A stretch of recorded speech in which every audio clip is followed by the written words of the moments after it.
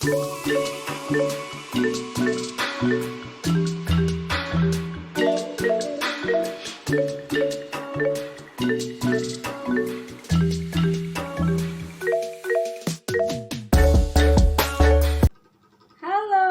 semuanya, selamat pagi.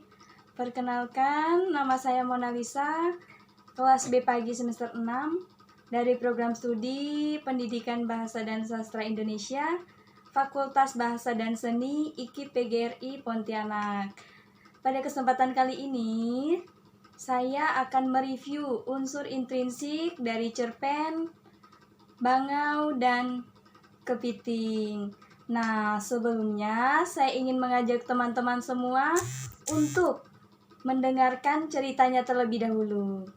Disimak ya ceritanya. Cerita pendek, Kepiting dan Bangau yang Licik oleh Muhammad Rifai. Di sebuah kubangan kecil, di sebuah sungai yang mengering, para binatang-binatang penghuni sungai itu berkumpul. Ada kelompok ikan, katak, belut, dan juga kepiting. Mereka sedang bermusyawarah untuk mencari solusi dari masalah yang mereka hadapi kini. Kemarau panjang telah membuat sungai mengering. Hanya tersisa sebuah kubangan kecil yang bisa mereka tinggali. Dan jumlah mereka makin berkurang tiap hari, karena banyak yang tak bisa bertahan dan mati.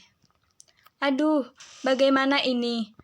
Air di kubangan ini semakin hari semakin menyusut. Teman-teman kami banyak yang mati, kata para ikan panik. Teman-teman kami juga banyak yang mati. Air yang semakin sedikit membuat kubangan ini semakin panas tiap hari, kata para kepiting menimpali. Benar sekali, kata kepiting. Kami pun mulai tak punya tempat berteduh dan bersembunyi. Rumput dan tumbuhan sekitar mulai mati. Hingga elang dan ular mudah menemukan kami. Kelompok katak ikut angkat bicara. Tanpa mereka sadari, ada seekor burung bangau mendengar percakapan mereka. Burung bangau itu pun timbul niat licik untuk mencari kesempatan dalam kesempitan. Wah, sepertinya aku tak usah susah-susah lagi mencari makanan. Mereka sendiri yang akan menyerahkan diri untuk kumakan. Hahaha, kata si bangau dalam hati. Burung bangau pun mulai mendekati mereka, hingga membuat mereka terkejut. Jangan takut, aku kesini bukan untuk memangsa kalian. Aku tak sengaja mendengar pembicaraan kalian. Aku mungkin bisa membantu kalian, jawab bangau menjalankan siasat liciknya. Apa yang bisa kau bantu, wahai bangau? Kau biasa memakan kami. Tapi kenapa tiba-tiba malah ingin membantu kami? Jawab para hewan curiga.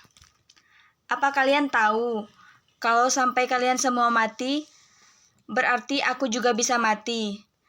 Karena jika kalian semua mati dan habis, aku juga tak bisa makan lagi. Bisa-bisa aku mati kelaparan, jawab si bangau. Nah, tak jauh dari tempat itu ada sebuah danau. Kalau kalian setuju, aku bisa memindahkan kalian ke sana, kata si bangau lagi. Benarkah itu? Ada danau? Tanya para hewan masih belum yakin. Kalau kalian tak percaya, kalian bisa tanya pada para merpati. Mereka tahu tempat itu, kata si bangau meyakinkan. Akhirnya, setelah melalui perundingan panjang, mereka semua setuju untuk dipindah. Dimulai sesuai urutan yang telah ditentukan, yaitu pertama kelompok ikan, kemudian katak, kemudian belut, lalu yang terakhir adalah kepiting. Dan dengan alasan untuk menghemat tenaga, si bangau hanya membawa mereka satu persatu, begitu secara bergantian. Tapi tentunya mereka tak dibawa ke danau seperti yang dia janjikan, melainkan dia bawa ke sebuah parit kecil, kemudian dia makan. Dan setelah dia kenyang, dia akan beralasan bahwa dia sudah capek dan dia dilanjutkan besok. Begitu dia ulang setiap hari hingga 1 minggu lamanya. hingga ikan telah habis, begitupun katak. Yang tersisa hanya tinggal belut dan kepiting. Ketika belut mau dipindah, dia berkata agar dia memindahkan para kepiting dahulu. Karena air telah habis dan hanya menyisakan lumpur, kau bawa saja dulu mereka. Karena air telah kering dan mereka tak akan bisa bertahan. Kalau kami para belut, kau pindah setelah mereka saja. Karena kami masih bisa bersembunyi di bawah lumpur, kata si belut bersikap bijak. Tapi kan semua sudah disepakati sesuai urutan yang ditentukan dahulu. Jadi, aku bawa kalian dahulu, bangau coba membujuk. Jika kau tak bawa mereka dulu, kami para belut tak mau dipindah. Lebih baik kami mati bersama-sama di sini, kata belut tegas. Akhirnya, dengan perasaan dongkol dan berat hati, si bangau pun mau memindahkan kepiting lebih dulu. Sial, sepertinya hari ini aku akan kelaparan. Padahal, aku menaruh urutan kepiting paling belakang, karena aku memang tak berniat membawa mereka.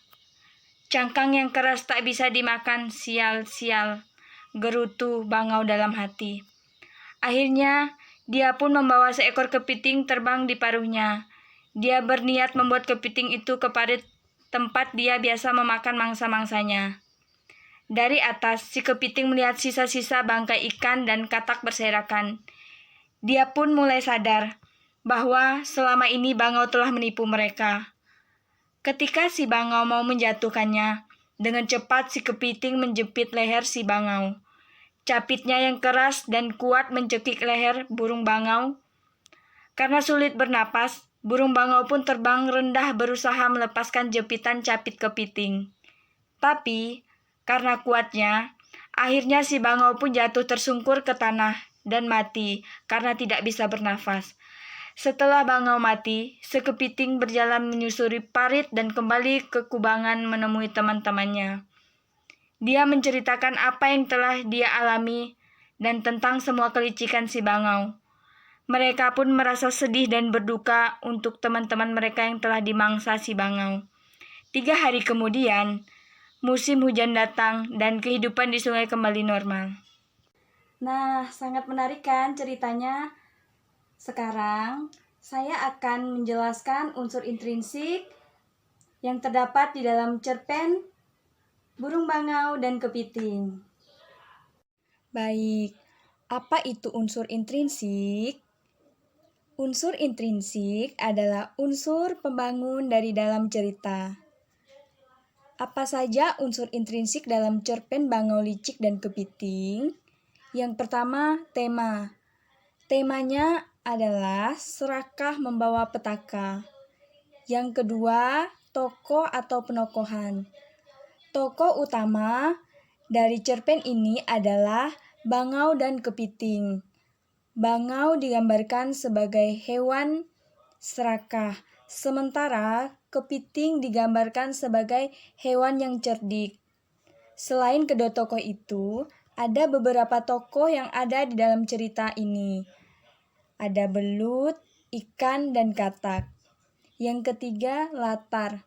Secara umum, latar lokasi yang disebutkan dalam cerita ini adalah di danau di sebuah hutan. Yang keempat, sudut pandang.